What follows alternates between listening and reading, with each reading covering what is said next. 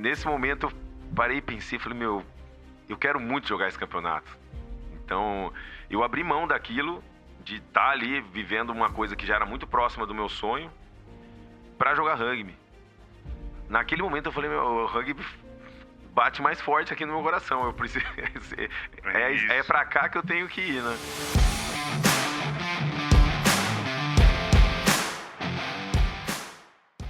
Fala galera, mais um Pode Trai começando aqui. O cara é jogador, técnico, é o Gustavo do São José Rugby. Antes de começar, eu tenho que pedir para vocês que vocês curtam, compartilhem, nos sigam. E se você se sentir à vontade e quer ser um membro colaborador aqui, segue o link embaixo que nós temos o patrocínio, temos cotas de patrocínio, tá bom? Gustavo, bom dia, cara. Obrigado. Bom dia. Eu que agradeço o convite, muito feliz, muito honrado de estar participando aqui desse episódio. Obrigado. Demorou, mas veio. É isso, tava difícil, né? Tava difícil, né? A gente conseguiu. Já vou começar perguntando para você, se você tivesse que resumir sua trajetória em uma palavra no rugby, o que você me diria, cara?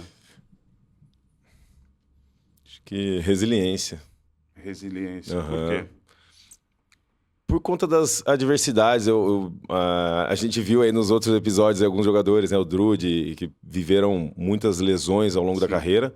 E eu acho que eu me encaixo nesse perfil de jogador. Eu me machuquei muito durante minha carreira, né, como jogador, e esses momentos são bem difíceis. E eu aprendi aos trancos e barrancos ali a lidar com isso, a me superar e tentar enxergar o lado bom de cada momento difícil desses, e nunca desistir. Então eu acho que essa é uma palavra legal para descrever como foi minha trajetória no rugby. Sim. O que o rugby te ensinou que nenhuma escola ensinaria? Eu acho que essa questão dos valores do rugby, né? Do respeito, da humildade, do saber perder, né? Porque a gente, não só no rugby, mas no esporte, né? A gente tem um campeão. Por mais que você tenha algumas vitórias durante um campeonato, pode ser que você, por um jogo, né, você não seja o campeão, você perde lá na final, ou você joga um campeonato inteiro, perde todos os jogos. E no rugby a gente sempre fala muito sobre isso que eu trouxe antes, né, de tirar lições daquele momento que você passou, seja na vitória, seja na derrota, aprender com aquilo. Essa questão do respeito ao árbitro, ao adversário, né, de você jogar em campo, você dá o máximo, ali é uma guerra, você quer ganhar de todo mundo. E fora de campo, acaba, né? Você sabe que o seu adversário ali é seu amigo fora de campo, muitas vezes. É um cara que está se dedicando, treinando tanto igual você e dentro de campo ele quer ganhar. E às vezes você vê que assim, rola algum desentendimento dentro de campo, tem alguns jogadores até que... Eu já conversei com muitos jogadores fora de campo, o cara chegaram a falar, né? Pô, aquele cara ali eu não gosto dele, ele joga sujo ou... coisas desse tipo, né? Joga sujo, não é leal.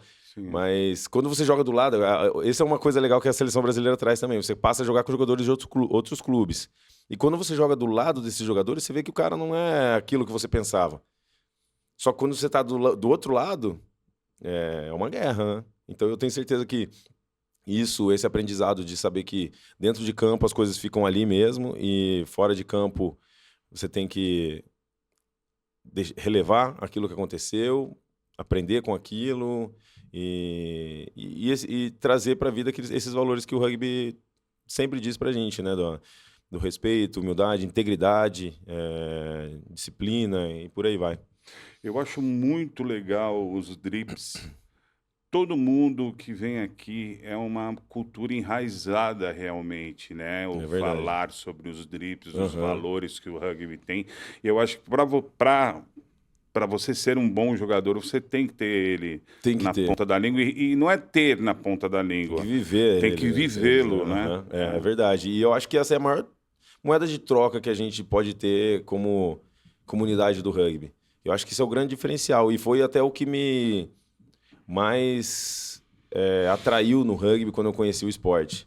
Essa questão de você não desistir, de você não fingir uma falta, de você não, sabe, tentar aquela catimba, sabe? Aquele negócio, deixa eu fingir um negócio aqui para ter uma vantagem sobre isso. No rugby, não. Se você tá machucado, você vai tentar não tá machucado, né? Impossível, mas você vai fingir que você tá bem para continuar jogando. Se alguém te derruba, você não vai ficar falando pro árbitro que fizeram uma coisa com você, você vai dentro do jogo tentar inverter essa situação. Então, eu acho que essa questão dos valores do rugby, ela realmente faz a diferença, ela molda. Eu falo que eu trabalho com as crianças, com os adultos, com os adolescentes, e, se eu pudesse dar um conselho para os pais, era coloque seu filho em algum momento da vida deles para jogar rugby, independente se ele vai ser jogador ou não, porque ali ele vai aprender muitas coisas, né? Principalmente essa parte de valores que a gente vê que hoje... Não hoje, né? Mas a gente vê na sociedade que é difícil, né? Você conseguir trazer isso aí para as pessoas. E ali no esporte não tem como, no rugby principalmente, não tem como você não viver isso. Não praticar. Se você não pratica, você está fora. Você não pode jogar. Você não pode, né? É impossível. Então, aprende ali, não tem como. Qual é a diferença entre você liderar pela voz e liderar pelo exemplo? Para mim, a diferença é que se você lidera pela voz, muitas vezes pode ser por uma imposição, né? Ou pelo medo, né? Que vão sentir de você. E quando é pelo exemplo, as pessoas te admiram, elas querem porque você faz o que você está falando. E eu acho que quando você lidera pela voz, as pessoas na sua frente elas vão fazer, mas por trás eu tenho certeza que não vai ser bem assim, porque não vai ter essa questão da admiração, do respeito, né? Você tá fazendo porque a pessoa tá ali na sua frente e tá impondo, mas fora dali você não quer ser daquele jeito, você sabe que a própria pessoa não faz também. Conhece alguém assim? Ou conheço. já conheceu alguém assim? Conheço, Bem difícil trabalhar com pessoas assim. É difícil. Acredito eu. Você vê que as coisas não fluem, né? E principalmente os subordinados, vamos dizer assim, as pessoas que estão abaixo, elas sentem, elas percebem, e isso começa a criar uma energia, um ambiente ruim, né? Sim. Qual posição que você acha mais difícil no rugby? Mais difícil? Centro, ponta, asa... Olha, dá pra gente pensar em momentos do jogo, né? Mas acho que pensando em desgaste físico, primeira linha, né? Primeira e segunda linha ali é muito difícil. Dá para explicar o que é a primeira linha? Dá para explicar. A primeira linha e a segunda linha são os jogadores mais pesados e fortes do time, que em determinada situação do jogo, né, que é o scrum, eles vão ser a linha de frente, né, a primeira linha, a linha de frente nesse combate com o adversário. Então é uma luta, basicamente, em grupo, onde a primeira linha são 3 jogadores que se abraçam, a segunda linha são os 2 jogadores que vão atrás desses 3, eles se juntam como se fosse touros, assim, batendo, né, de frente um com o outro, para tentar empurrar o outro time que está do mesmo jeito. Então, ali é muita pressão, realmente, eles têm que ter muita força, muita técnica. Se o cara não só treina muito para aquilo, mas se ele não nasce para aquilo, né, falando de biotipos, se ele não tem a genética para estar naquela posição, ele não consegue. Então, ali é muito difícil. Em questão de tomada de decisão e execução, né, e condução do jogo, daí, o half scrum e a abertura, o 9 e o 10, que são como se fosse o meio de campo, né, o armador do basquete, o meio de campo do futebol, esses jogadores que criam. É muito difícil ali na posição deles tomar as decisões e jogar.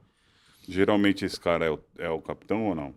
Nem sempre, mas muitas vezes pode ser sim. Porque é um dos cabeças pensantes ali, né, a gente diz.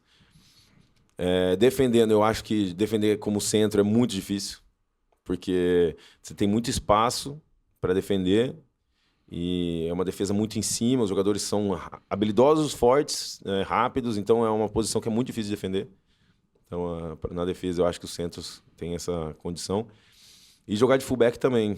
Eu acho que o fullback ele tem que estar muito atento, ele tem que se preocupar com receber chute, devolver chute, ele tem que se preocupar em posicionar bem, se alguém fure a defesa, ele tem que defender.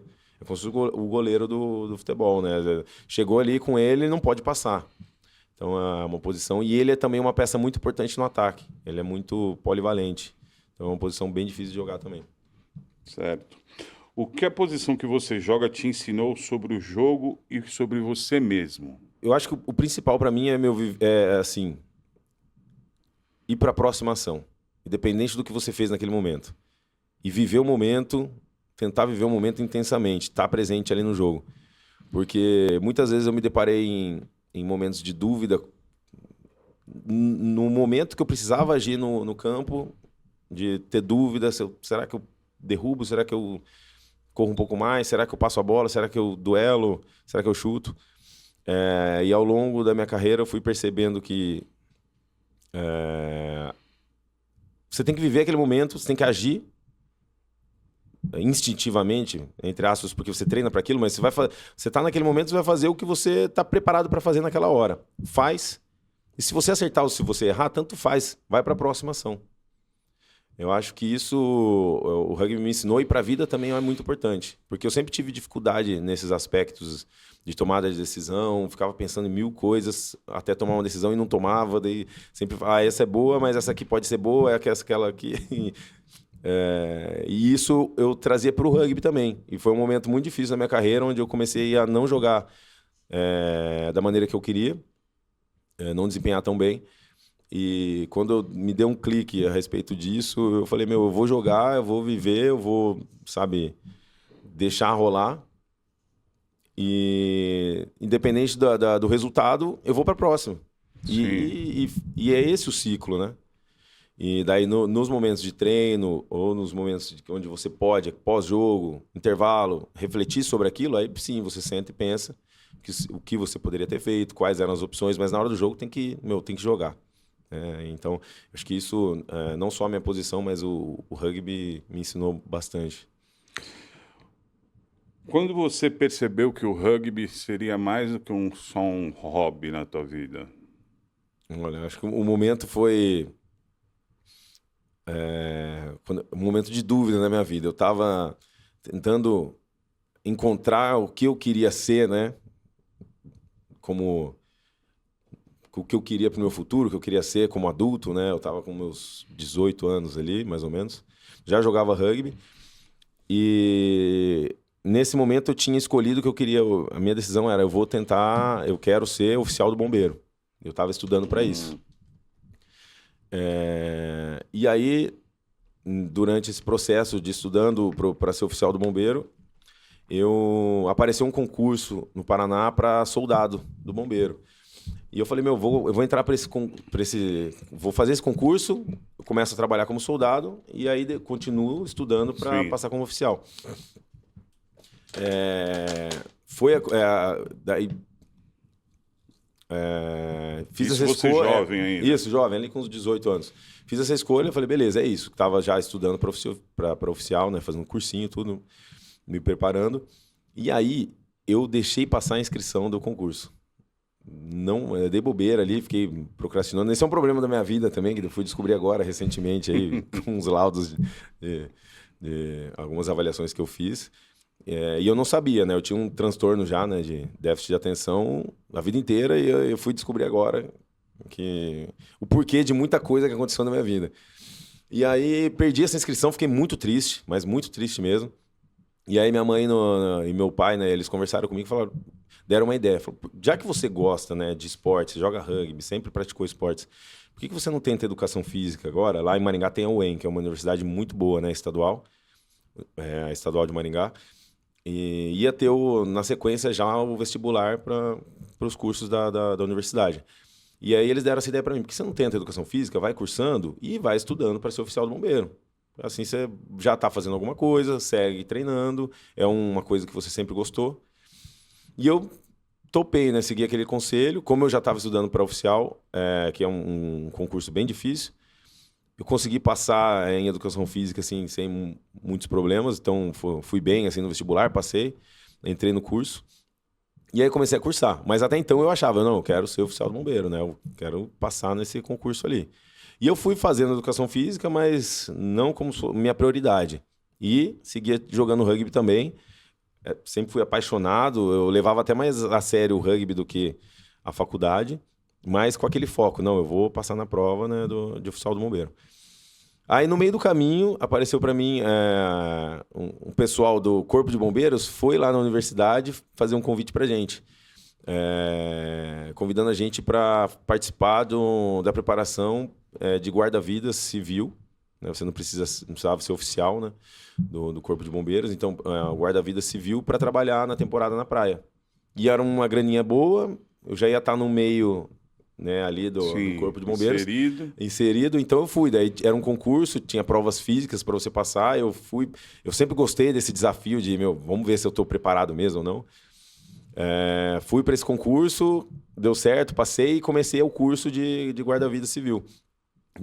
Esse curso durou uns 2 meses, não lembro agora exatamente.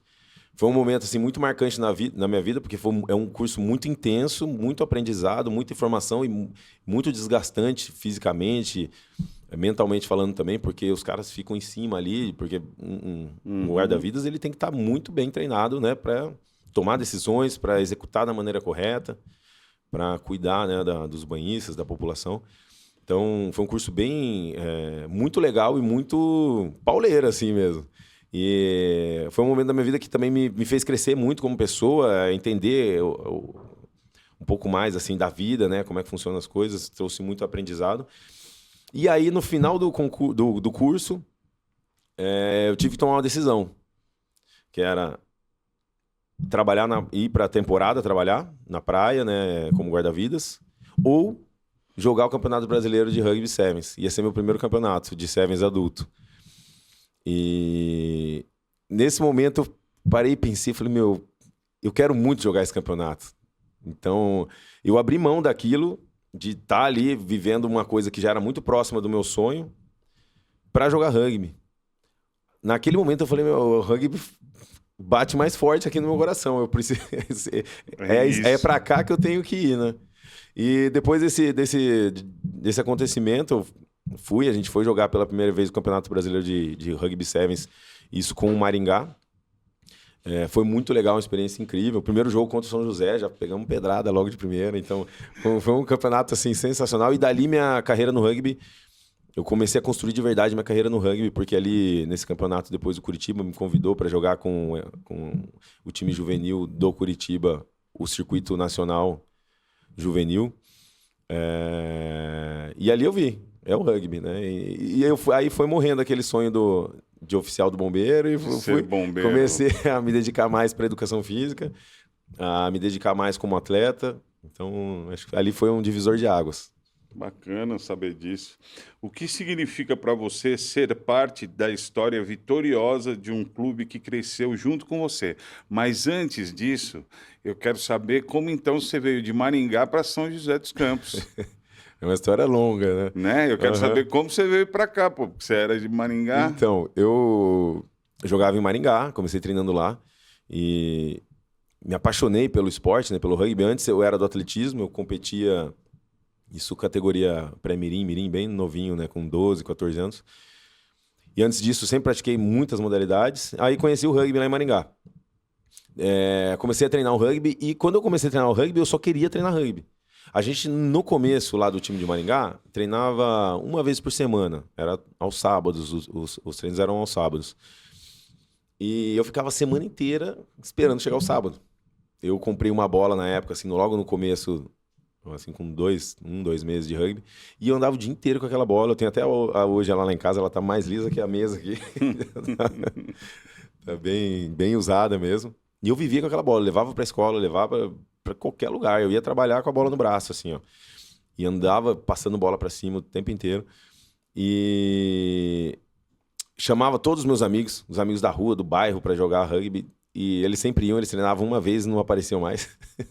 Eles falavam, eu não vou ficar lá no sol tomando pancada, né, pra nada. E eu não entendia, eu falava, como é que eles não gostam disso, né? Porque eu gostei demais do rugby. E aí ali, eu acho que essa insistência de gostar muito, eu comecei a me dedicar mais, assistir vídeos. Não tinha muito acesso a vídeo na época, né? Mas Queria ficar vendo vídeo, eu assistia os mesmos vídeos várias vezes, eu me arrepiava assistindo toda vez.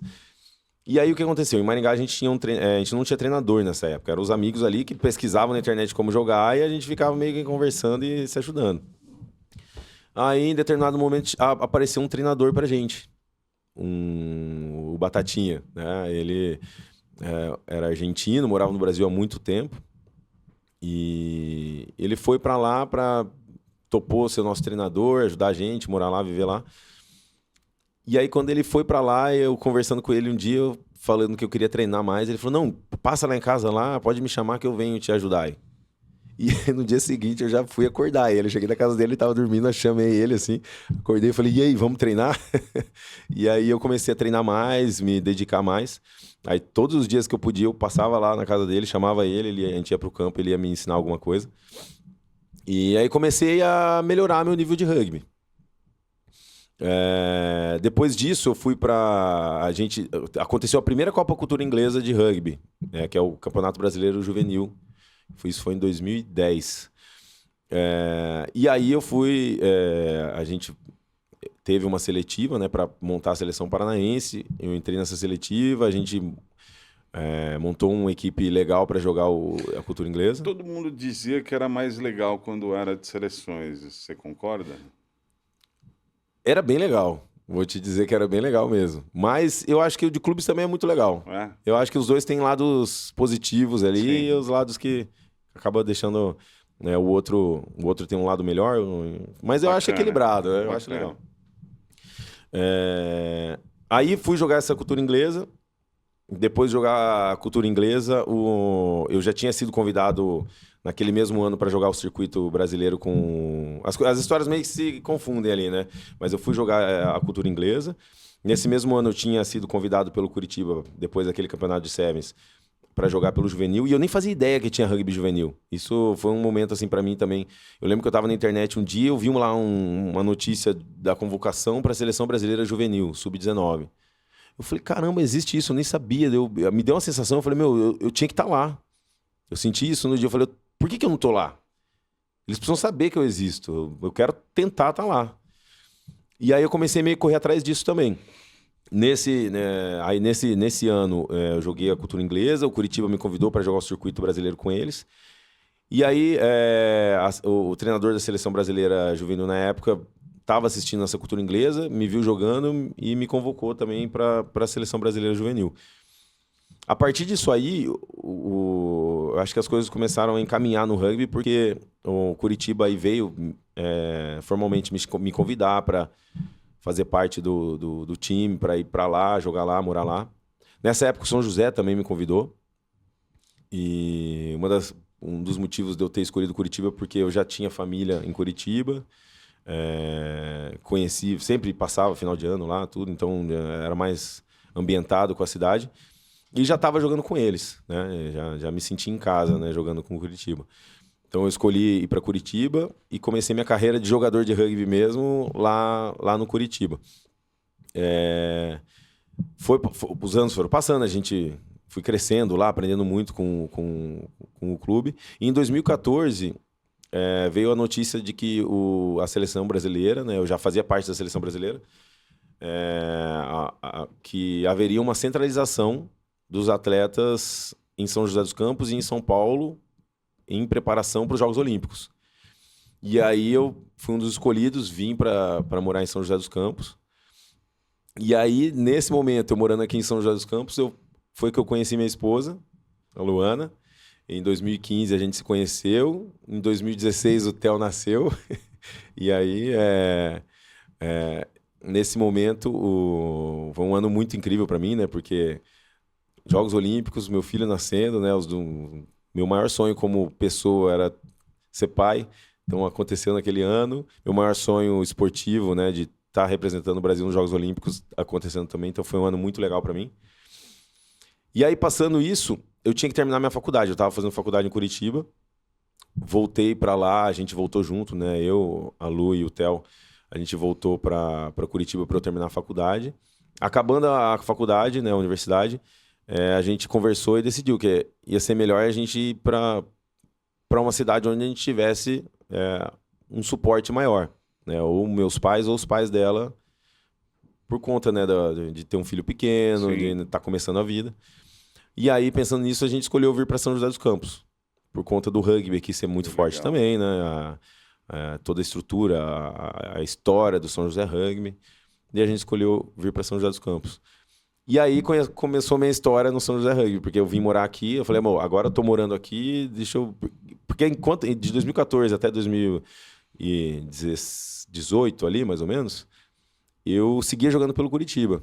Então, toda quinta-feira eu saía daqui, ia para Curitiba, treinava lá, jogava no sábado, voltava no domingo para São José. E eu fiz isso durante muito tempo. Era uma rotina bem cansativa.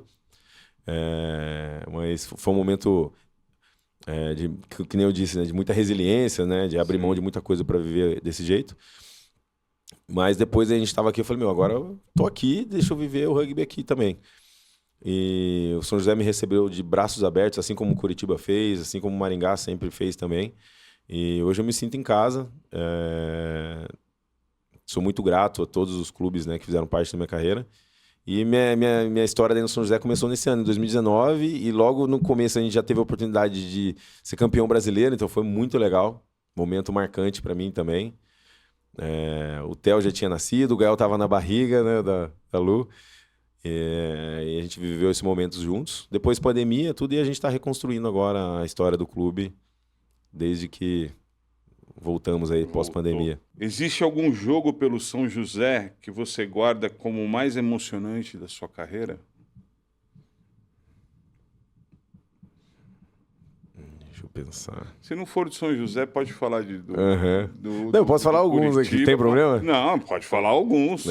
Não, pelo São José, esse ano de 2019, né, acho que 2 jogos, a semifinal e a final, foram muito legais de jogar. Foi o primeiro ano que você foi campeão brasileiro, é isso? Não, esse foi o 3º ano. Eu já tinha sido campeão com o Curitiba 2 vezes. Tá. Então, pelo São José, eu acho que esse ano de 2019, a gente tinha uma seleção muito forte. Um time que parecia uma seleção, né? Era muito forte mesmo. Em 2019, os outros times também tinham equipes, né, bem estruturadas, fortes, e a semifinal foi bem legal de jogar, e a final também. Momentos assim marcantes na minha carreira. Pelo Curitiba, eu tenho assim 4 jogos que me marcaram bastante, né? Quando a gente, como juvenil em 2010, a gente foi campeão brasileiro juvenil com o Curitiba, e todas as etapas foram bem intensas, bem legais. Assim, o Jacareí já tinha uma equipe era muito jovem, mas eles eram muito bons de rugby. Era o Drude, né, os meninos, o Bruninho, quem mais estava nessa época. Tinha vários jogadores aí que são hoje referência no Jacareí e que jogavam contra a gente, mas eles eram mais novos. A gente já era M19, né, sub-19, e eles ainda eram como se fosse um sub-17. Então, nesse ano de 2010, a gente foi campeão. O São José era o principal rival do Curitiba nessa época. E a gente conseguiu jogar bem. Era um circuito brasileiro de sevens. A gente jogava várias etapas durante o ano. Eram 5 ou 6 etapas em várias cidades diferentes. E então, esses jogos eram marcantes. A final sempre era muito difícil, né? Contra o São José. Era um jogo assim, bem parelho. E depois, pelo Curitiba, as 3 finais. As 2 que a gente foi campeão e uma que a gente perdeu, que foi pro São José. Então, a gente jogou 3 finais, 2 contra o São José e uma contra o Desterro. Esses jogos me marcaram muito. Eu estava de fora em 2 deles, na final, por lesão, não pude jogar, mas a gente jogou o campeonato. Mas mesmo assim, lá de fora, entregando água ali, ou de muleta na beira do campo. Foram jogos bem intensos, assim, bem difíceis. A gente acabou vencendo nos pênaltis até, a última final em 2016. Foram jogos muito marcantes. Eu lembro uma final também contra o São José de Sevens, a primeira vez que a gente foi jogar um campeonato brasileiro adulto pelo Curitiba. Em 2010 a gente foi campeão juvenil, em 2011 a gente subiu pro adulto e a gente conseguiu chegar na final. O time inteiro muito jovem, a gente chegou na final contra o São José. Foi um jogo muito duro pra gente, porque o São José passou o carro no Curitiba. Quanto tem São José hoje de brasileiro? No 15-10, no Sevens, se eu não me engano, 7 ou 8, não lembro, mas... Bastante, né? Bastante. Eles são um time muito... O São José é um time muito vitorioso mesmo, Sim. né? uma história muito bonita de rugby, assim, jogadores que fizeram diferença no rugby brasileiro, tanto no São José como integrando a seleção brasileira, marcaram mesmo e fizeram o rugby brasileiro dar um salto, né? Então, essa história do São José, ela cresce junto com a história do rugby brasileiro. Então, é muito, muito legal, assim, muito bonita de ver. E eu me sinto muito honrado de fazer parte do clube hoje por conta disso. E aí, uma que marcou muito, muito mesmo também foi quando a gente foi campeão paranaense com o Maringá. Isso tinha sido a primeira vez que acontecia isso. Foi em 2010 também. 2010 foi bem marcante. E a gente fez uma final contra o Curitiba. E eu lembro que a gente se preparou demais durante esse ano, muito mesmo. Era muita gente no treino. A gente se matava fisicamente ali, treinava muito duro, treinava muito forte também na questão de jogo ali, muito tackle, defendia muito, treinava na areia ali, era bem pauleira, né, mesmo. Os treinos eram bem fortes, bem intensos, e então a gente se preparou muito bem e conseguiu bater o Curitiba, uma coisa que nunca tinha acontecido no rugby paranaense, ninguém nunca tinha vencido, né, o estadual a não ser o Curitiba. Então foi um momento bem marcante pra gente também. Bacana. Me diz uma coisa, o que mais você valoriza na formação de um atleta, de um jovem atleta? Eu acho que o principal para mim é uma coisa que eu sempre falo quando eu tô conversando com alguém, chegando nesse assunto, essa formação de caráter, né? E eu acho que a gente tem também, principalmente conhecendo o que é o rugby hoje, a realidade do rugby brasileiro, a gente tem que instruir bem os meninos e as meninas sobre que o rugby, você pode e deve também, se tiver essa oportunidade, de viver ele intensamente, treinar muito duro como atleta, viver o que você puder viver de competições, de viagens, né, de momentos, mas você não pode esquecer que esse momento ele é passageiro, né? A gente tem que saber que a vida segue e é muito importante que você se prepare para uma vida pós-rugby, né? Pós-atleta, na verdade, né? Que esse pós-rugby pode ser como treinador depois, mas ou como fisioterapeuta, médico do clube, qualquer coisa do tipo. Mas o pós-carreira de atleta, ela tem que ser muito falada e muito trabalhada, eu acho, nos clubes, na confederação, porque a vida de atleta ela é curta, ela acaba. E a gente tem que estar preparado para isso. Então eu falo muito para os meninos, estudem, né? Façam cursos técnicos, façam universidade, alguma coisa, você tem que estar se preparando para o seu futuro, fora do rugby. Porque você vai viver, vai ser legal o programa, mas vai acabar. Você tem que estar preparado para começar a vida, porque a vida não é o rugby, né? Não é aquilo que você viveu dentro de campo. Então não se vive de rugby hoje. Não se vive. Como treinador, né? Hoje minha vida eu vivi do rugby, né? Eu sou grato muito a tudo que aconteceu. Eu consegui viver profissionalmente, jogando, recebendo. Hoje, como treinador. Mas não é a realidade para todo mundo, né? Algumas pessoas escolhem seguir carreiras que você pode conciliar e continuar vivendo no rugby. Mas outras não. A pessoa vai querer ser um engenheiro, a mulher vai querer ser uma médica, vai querer fazer um curso de economia, sei lá, o que for. Ou não quero fazer curso nenhum, mas eu vou empreender, Você tem que estar preparado para isso. Tem que pensar o que eu vou fazer pós-rugby. Vai ser junto com o rugby ainda? Vai ser fora? Não sei, mas precisa ter essa preocupação, né? E tá sempre trabalhando, pensando nisso, levando alguma coisa junto com o rugby sempre e pensando no plano B, que depois vai virar o plano A, né? Você se vê nos meninos que treinam? Me vejo. E eu me preocupo muito com o que eu passo para eles por conta disso. Eu tento ser o melhor possível, pensando tudo que eu aprendi e o que eu acho que não foi tão bom quando eu era menino também e estava jogando, e como eu posso agregar na vida deles. É uma das coisas que até muitas vezes eu tô o dia inteiro pensando em alguma coisa desse tipo. O que eu tô fazendo para eles, para o futuro deles, né? Porque não pode ser só o rugby pelo rugby. É o que a gente acabou de falar. Tem que ser além, né? O que mais eu tô trazendo para a vida deles? Porque muitos ali, às vezes, não vão ser jogadores profissionais. É muito exclusivo, né, esse ambiente, para poucas pessoas. Quem não for, o rugby vai ser um motivo de frustração na vida dele, não pode. Tem que ser um motivo de falar, nossa, eu aprendi isso aqui, por isso eu sou um cara X, uma menina X, agora sim, com sucesso na minha vida. Eu passei por momentos difíceis e eu consegui sair por causa do rugby, não sei. Eu acho que isso me preocupa mais, é o que mais me satisfaz, assim, quando eu vejo que está acontecendo. Independente de resultado esportivo, se é campeão, se não é, né? Como era a rotina de preparação de você como atleta antes de um torneio? O pré-torneio ali ou não? Isso, pré-torneio. Pré-torneio? O pré-torneio. Olha, eu sempre fui... nunca fui muito ansioso com relação a isso, né? Eu ficava tranquilo, conseguia dormir bem. Essa parte, para mim, sempre foi não foi tão preocupante. Mas eu tive momentos que, como eu disse, que eu ficava mentalmente ali, um pensamento acelerado, pensando em muita coisa e às vezes não executava tão bem. Isso me atrapalhava. E quando eu percebi isso, foi lá por volta de 2014, eu acho, eu dei um clique de falar, eu preciso jogar mais automaticamente, eu vou viver o rugby instintivamente.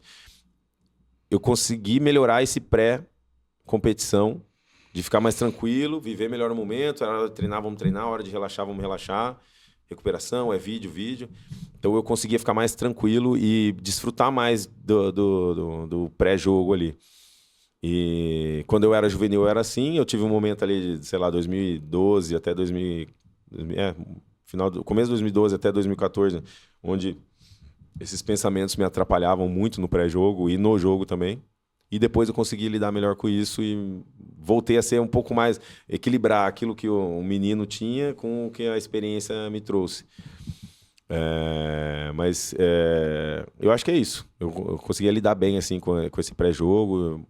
Gostava muito de visualizar as situações, porque muitas vezes eu no Sevens estava defendendo como centro, jogando como centro, né? E o que mais me preocupava era a defesa. Eu lembro da gente, com o treinador, ele separar quais jogadores eu ia enfrentar. Isso ele montava ali para mim como cada jogador jogava, cortava vários vídeos, mostrava, esse cara vai mais para cá, esse pro outro lado, você vai defender ele. E os centros, geralmente no Sevens, nessas equipes que a gente enfrentava, eram jogadores que eram muito bons. Então eu ficava preocupado mesmo, ou na ponta também, defendendo a ponta. Como eu vou defender esses caras? Ele não pode passar de mim. E isso... essa preocupação fazia com que eu me preparasse melhor. Eu assistia os jogos, eu visualizava, eu defendendo ele, chegava no jogo, eu estava mais pronto para a situação. Então, eu gostava muito dessa visualização, de assistir os jogos, os vídeos para estar pronto. Dava mais tranquilidade. Dava, aham. Sim. Falando de seleção brasileira agora, qual a sua função na seleção brasileira? Hoje eu sou treinador da academia da seleção brasileira aqui do Vale, né, que fica ali na fábrica da Ericsson, no Eugênio de Mello. E eu trabalho como treinador da categoria de base, né, 17 e 19. Então, são os meninos de 16 a 19 anos de idade. Esse ano, os meninos adultos começaram a ir para lá também treinar. Isso está sendo muito legal. É um processo aí de reativação da academia.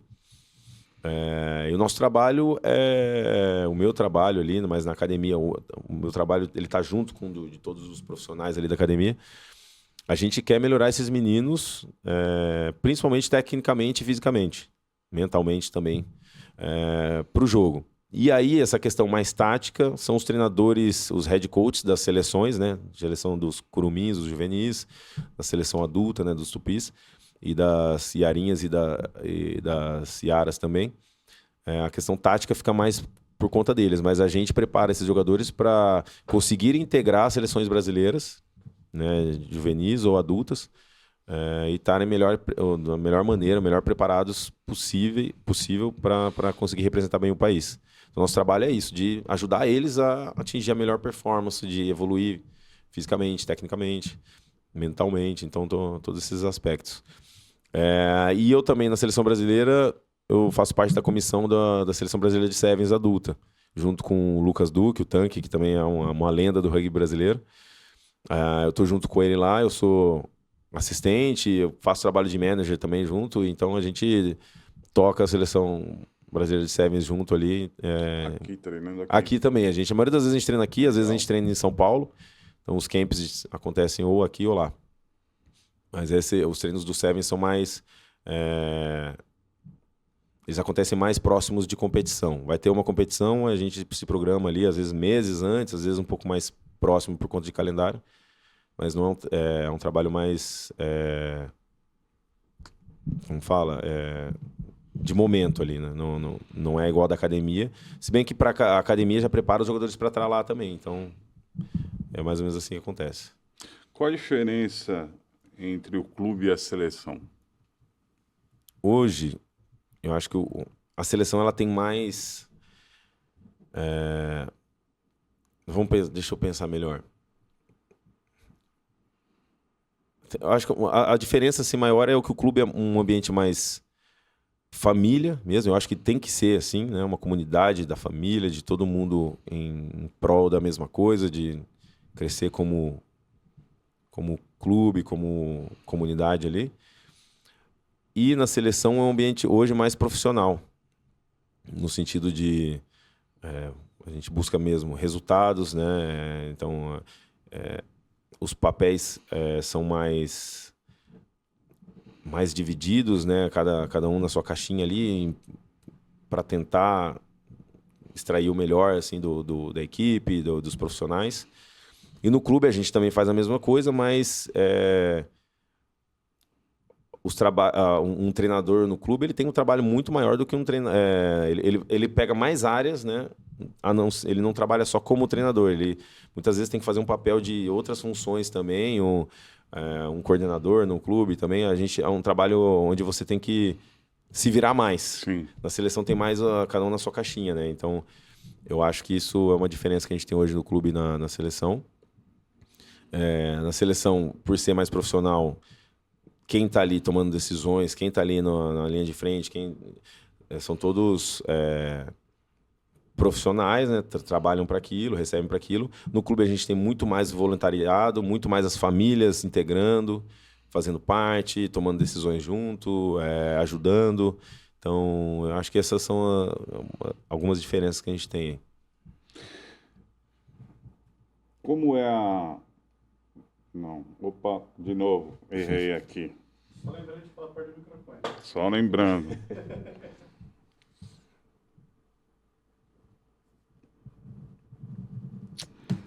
Me perco, acho que eu tô com TDAH. Né? 1, 2, 3.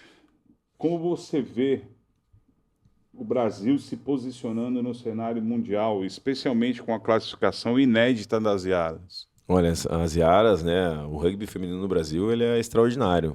O que as meninas fazem, como elas representam o nosso país é fantástico. Eu sou fã delas.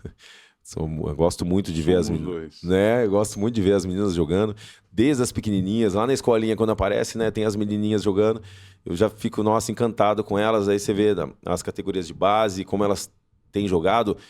Não só as meninas que agora foram para a Copa do Mundo, um feito inédito, né, para o rugby brasileiro, a gente ter uma seleção nacional jogando Copa do Mundo. E o mais legal é que elas foram para a maior Copa do Mundo da história, né, do rugby feminino, viveram uma coisa muito grandiosa. Mas a gente tem também na base as meninas que foram pela primeira vez campeãs, né, pan-americanas. Uhum. O Brasil nunca tinha ganhado uma medalha nem de prata nos Jogos Pan-Americanos. E elas conseguiram ser as campeãs, jogando muito bem, né? Então, ver as meninas levando o rugby num patamar assim que o masculino ainda está caminhando para tentar chegar é muito legal. É muito legal mesmo. E não só as de agora, mas as meninas que sempre fizeram história do rugby brasileiro. Para não falar números, falar errado, dizer alguma coisa errada agora, mas elas foram campeãs sul-americanas por mais de 18 anos seguidos. Eu não lembro agora se agora são 20, quanto tá isso. Mas, e assim, não só campeãs, mas como elas eram imbatíveis, né? Eram campeãs sem nenhuma derrota. Então, o rugby brasileiro sempre foi muito forte, não só aqui na América do Sul, mas a nível mundial. As meninas representam demais a gente. Eu sempre pergunto isso para todo mundo, vou te perguntar Aham. também. Qual é esse hiato que tem entre o feminino e o masculino? Tá grande demais esse buraco aí? Eu acho que sim. Hoje, pensando em resultado, tá bem grande, porque você pega o masculino, vamos supor ali a nível pan-americano, os Jogos Sul-Americanos. Os Jogos Sul-Americanos que eu digo, o Odessur, né? As meninas, elas já faz alguns anos que elas sempre ganham medalha, né? E os meninos a gente nunca conseguiu ainda. Por mais que a gente já em Jogos Sul-Americanos, não no Odessur, mas em competições sul-americanas, né? A gente já conseguiu ir para final, já tem alguns vice-campeonatos, mas nessas competições pelo time Brasil, o feminino se destaca muito mais que o masculino.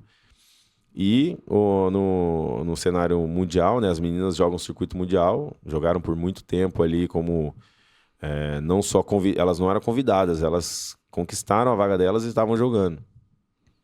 E o masculino já não. No 15 também é a mesma coisa, as meninas foram para a Copa do Mundo, o Brasil ainda não conseguiu com o masculino. Então elas têm uma distância grande, né? Mas o trabalho é árduo, tá todo mundo correndo atrás, querendo. A gente muitas vezes fica triste a gente fica feliz junto, né, com os resultados da seleção, fica triste também. Mas tá todo mundo, é uma tristeza ou uma felicidade, no final das contas, pensando na mesma solução, né? Todo mundo quer o rugby brasileiro melhor. Com certeza. Tanto quem às vezes fica, né, bravo lá e xinga, frustrado e triste e reclama, quanto quem está apoiando, independente das circunstâncias. Então, acho que se a gente conseguir direcionar melhor as energias aí, souber trabalhar como comunidade do rugby brasileiro mesmo, a gente tem tudo para, em algum momento aí, nos próximos anos, conseguir melhores resultados, conseguir essa tão sonhada vaga para a Copa do Mundo. Tentar. Outro aspecto também é as Olimpíadas, né? A gente jogou 2016 no masculino, mas as meninas desde lá elas vêm jogando. O masculino nunca mais conseguiu se classificar. Bateu na trave muitas vezes, mas ainda a gente não conquistou isso. Então existe esse gap e a gente precisa correr atrás dele, né? As meninas têm que seguir evoluindo e a gente tem que correr mais rápido para evoluir também. Você na seleção, qual foi o time que mais te impressionou, cara? Jogar contra, assim, né? Jogar contra. Eu sempre fui, pensando no Sevens, eu sempre fui muito fã de Fiji. Fiji. Os caras sempre foram fora da curva. Hoje em dia a gente vê a Argentina jogando muito bem, né? Sendo hoje a referência e a maior potência no Rugby Sevens mundial. Mas na época que eu tava jogando, Fiji era, assim, fora da curva. Mas a gente já fez jogos muito duros. Eu acho assim, o estilo de jogo de cada seleção, né, é diferente. E jogando como seleção brasileira, a gente tinha menos dificuldade de jogar contra a África do Sul, contra Fiji mesmo, contra a França. Tinha algumas seleções que a gente conseguia, sabe, atrapalhar os caras. A gente enchia o saco deles mesmo. Eles tinham que se virar para ganhar. Fiji nem tanto, né? Mas mais África do Sul, França, aí você pega a Rússia na época, Portugal, Quênia, todo mundo sofria um pouco para ganhar do Brasil. Agora tinha algumas seleções que, os caras, o jogo deles dava muito certo contra o do Brasil. Austrália, sempre que a gente jogava contra a Austrália era uma amassada, assim, ó. Era difícil. Inglaterra igual. Nova Zelândia também. Quem mais? Eu acho que mais essas. E por mais que a Austrália, a Inglaterra, eles são uma potência no rugby mundial, né? A África do Sul tinha melhores resultados, Fiji tinha melhores resultados, e mesmo assim a gente perdia demais, às vezes, para umas seleções que não estavam tão bem quanto essas outras.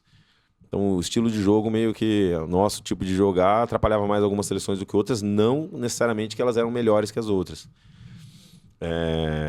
Escócia também era um time que a gente conseguia incomodar, a gente quase ganhou já deles também. Então, mas como referência para mim, o time que eu sempre admirei era Fiji. Bacana. Eu quero que você me mostre aí tudo que você trouxe, cara. Beleza. Tem uma quantidade Tudo que você legal aí. trouxe. Ó, eu peguei, juntei tudo, falei, vou levar tudo, daí a gente Ó, leva. vamos combinar. Mostra nessa aqui. Tá bom. Tá? Ó, mostra pra Legal. cá. Vou começar pelas que estão aparecendo aqui. Eu trouxe essas camisas aqui, me marcam muito. Que são dos meus filhos. Que legal. Pequenininhas eles. Tem algumas aqui que representam os dois, né? Essa é desse ano. Que legal. E aí tem do Cruzeirinho, que eles sempre acompanharam a gente. Esse ano estavam entregando água pra gente lá, tudo. Então, são momentos que eles estavam juntos dentro de campo. Essa da escolinha também, de anos atrás. Escolinha Caipira. Isso. E mais essa aqui, do São José também. Os dois já usaram essas camisas, então isso é muito legal pra mim. Deixa eu ver o que mais que tem. Essa aqui do Cruzeirinho desse ano. A gente jogou online. Foram campeões. Campeões. Foram Esse time campeões. é fera. São lendas do rugby ali. Pra mim, eu me sinto muito honrado de fazer foram parte. campeões. A base, assim, a maioria dos jogadores é do São José, mas tem jogadores do Jacareí, de outros clubes que integram ali, que são amigos, né? Muito amigos e bons jogadores também, excelentes jogadores. Então a gente acaba que consegue montar uma equipe muito forte e muito coesa, né? Os jogadores, a gente sempre fala que a vibe é o principal. Tem que ser ponta firme, tem que ser uma pessoa boa para estar jogando no Cruzeirinho. Então, junta habilidade, inteligência de jogo, questões técnicas, tudo, com caráter, com a pessoa ser uma pessoa legal, do bem ali. Então, aí dá tudo certo. Então, é uma Legal. equipe que é legal de jogar. Essa daqui eu acho também é do Cruzeirinho. De outros anos. Então, sempre que a gente entra em campo com esse time aqui, Aquela ali difícil de que parar. tá atrás de você é São José e uma do Cruzeirinho, é isso? Isso. Essa aqui do São José foi quando a gente foi campeão em 2019. É do título do São José. Essa deixa eu ficar mais aqui. De trás é do Curitiba. Curitiba. Deixa eu ver, quando a gente foi campeão em 2014 também. Aqui mais uma do Cruzeirinho. Opa. Eu joguei muitos anos com o Cruzeirinho, todo ano a gente joga, se junta, então é muito legal. E essa aqui é bem especial também, que é a dos Jogos Olímpicos, 2016. E eu só tenho a verde dessa, eu não tenho a amarela. Porque é o nosso preparador físico da época, o Facundo, gente boa também, muito amigo meu. Eu não lembro como aconteceu, mas ele precisava de uma camisa amarela e eu dei uma camisa amarela para ele, só que eu não vi que era minha. Eu achei que a gente tinha umas reservas ali, né? Sim. E aí ficou com ele, não lembro se era para ele ou de presente para alguém, mas eu fiquei tranquilo, falei, tá tudo bem. Eu tenho a verde, então tá tudo Tá certo. bom, né? E aqui, o que que nós temos? Deixa eu ver. Isso aqui eu Quero gosto ver de as guardar medalhas, algumas- poxa. No rugby hoje a gente tem mais medalhas do que antigamente. Antigamente o pessoal no geral ganhava só o troféu, né? Não dava nada. Mas tem bastante coisa, ó. Tem algumas medalhas aqui. Caramba, meu. Quanta medalha. Legal. Deixa eu ver aqui. BR Sevens. Tem bastante história aqui. Em 2015, 2016, a gente começou a ter resultados Floripa, mais expressivos, Rugby, né? Sevens. Eram as etapas. Ó, cultura inglesa antiga. Muito legal. Tem algumas. Mas no rugby a gente tem pouca medalha, se for pensar, né? Não entrega muito. Ó, Esse do aqui foi um Cultura. especial, ó. Sevens de Vinha, em 2016. Esse campeonato a gente jogou muito bem. Na semifinal a gente cruzou com a África do Sul. E aí, o Brasil contra a África do Sul, tava todo mundo já pensando, beleza, o Brasil mandou bem, chegou na semi, muito bom. É isso. Mas a gente, eu lembro, a gente como grupo ali, a gente tava muito... sabendo que a gente sabia o que a gente estava fazendo dentro de campo, estava muito sintonizado, assim, ó, todo mundo na mesma energia. E a gente entrou em campo, assim, eu sentia que ninguém tinha dúvida, tava todo mundo sabendo o que estava fazendo, preparado, concentrado ali pro jogo. E a gente conseguiu ganhar dos caras. Sério? O Brasil ganhou da África do Sul. Caramba! Nesse torneio, a gente foi pra final com a Argentina. Fez um bom jogo, acabou perdendo pra Argentina na final, mas fez um jogaço. E uma história que é muito legal é que a gente foi para esse campeonato e as seleções que estavam lá, tava assim, Canadá, Estados Unidos, África do Sul, tinha seleção de tudo que é lugar. Era um campeonato acontecendo no Chile, mas era meio que um mundial ali. E essas seleções maiores, elas tinham uma van toda estampada, né? África do Sul, lá, escrita África do Sul, seleção da Argentina igual, tudo. E a do Brasil era uma van normal. Só tinha tinha um impresso, assim, no A4, uma bandeirinha do Brasil, tava colada no vidro. A gente falou, pô, como assim, né? Sacanagem. Aí no ano seguinte, a gente ficou em segundo lugar. No ano seguinte, chegaram lá e a gente tinha uma vanzona, assim, Brasil, rugby, não sei o quê. Então, isso foi legal pra caramba. A gente conseguiu conquistar essa... Olha a tua foto, molecote ali. Nossa, tem umas perdidas aqui nesse aqui. Nossa. 2008. Essa era quando eu comecei a jogar rugby. Molecão mesmo. Olha, molecão, meu. Né? Esses aqui estão guardados aqui. Eu tenho outros também, mas esses pra gente, a gente gosta de guardar, né? Os jogadores que fizeram parte de tudo. Sim. São os torneios, esses grandes torneios que a gente participou. Tem Jogos Pan-Americanos, Olimpíadas, o Circuito Mundial. Deixa eu quiser mostrar. Tem outros, esses a gente tem bastante. Vou mostrar aqui, ó. Acho que na outra bolsa tem mais desses ainda. Ó, essa foi a primeira cultura inglesa, a gente ficou em terceiro lugar com a seleção paranaense. Bastante coisa legal atrás aqui. Muito legal. Não dá pra mostrar. É legal pra lembrar. Santiago, 2023.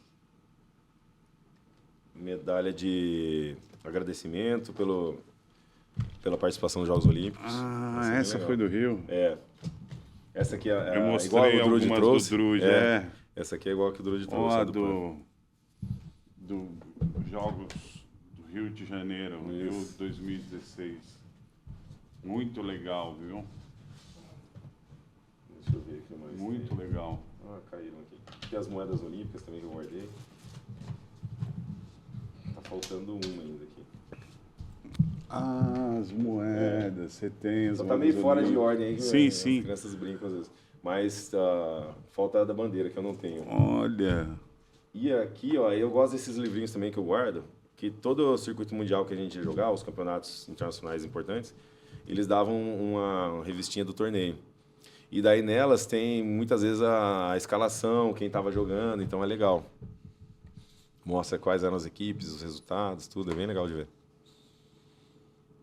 Muito legal, hein? Olha. Tem que deixar lá no Guimerá. É verdade, né? Tá lá. Mas é legal de ver. Essa aqui eu vi, a do Druid. né? Mas é linda, cara. Muito legal, né? Muito. Muito. Mas eu quero montar um lugarzinho assim pra guardar. Sim. Né? Tem que ter. Assim. Se não ficar guardado aí... Tem que ter. Né? Bom, acho que foi tudo que nós falamos, né? Acho que foi legal. Obrigado foi muito legal. Você Eu que agradeço. ter vindo aí. Gostou, Gustavo. a gente vai falando, vai relembrando, né? Isso é muito bom. Então, acho que obrigado de você ter vindo mais uma vez. Obrigado de você ter se despencado de lá para cá. Foi difícil, mas a gente se encontrou. Conseguiu, né? Deu certo. Obrigado, cara. Eu que agradeço. Obrigado mesmo de Valeu ter mesmo. Parabéns pelo programa, sucesso aí com o podcast. Obrigadão.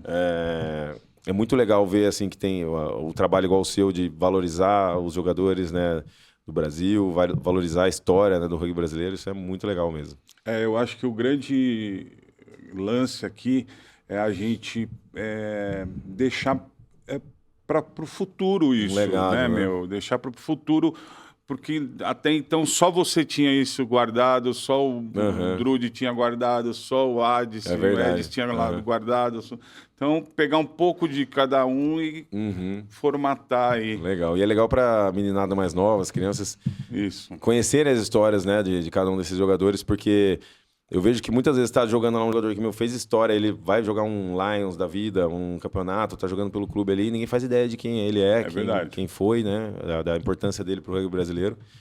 Eu acho que essa é uma oportunidade de mostrar várias lendas aí do rugby brasileiro, né? Não falamos da bola. Não, é verdade, né? Não falamos da bola. Essa aqui, Da onde? Essa é do Universige, tem aqui, ó, virando aqui. Esse Tá. é como se fosse as Olimpíadas Universitárias. Na Rússia. Na Rússia, em 2013. Esse torneio foi muito legal. Na Rússia, ó. Acho que foi, não sei se a primeira, mas foi a última vez que o rugby teve incluído. E essa... Rio 2016. Rio 2016, essa dos Jogos Olímpicos. Essa é show de bola. Essa é show demais.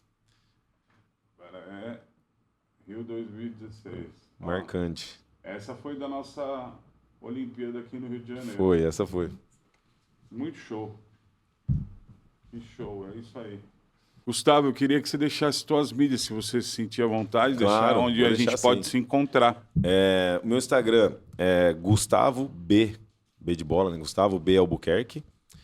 E dá para procurar também o Instagram da Escolinha Caipira, do São José Rugby, né? Ali você vai ter todas as informações sobre o São José Rugby, sobre o rugby para as crianças. Ali você pode me encontrar também. E é isso. Acho que ali essas são as redes sociais aí que o pessoal pode estar procurando. Galera, vamos seguir o Gustavo lá. Aqui eu preciso que vocês curtam, sigam e compartilhem o nosso programa.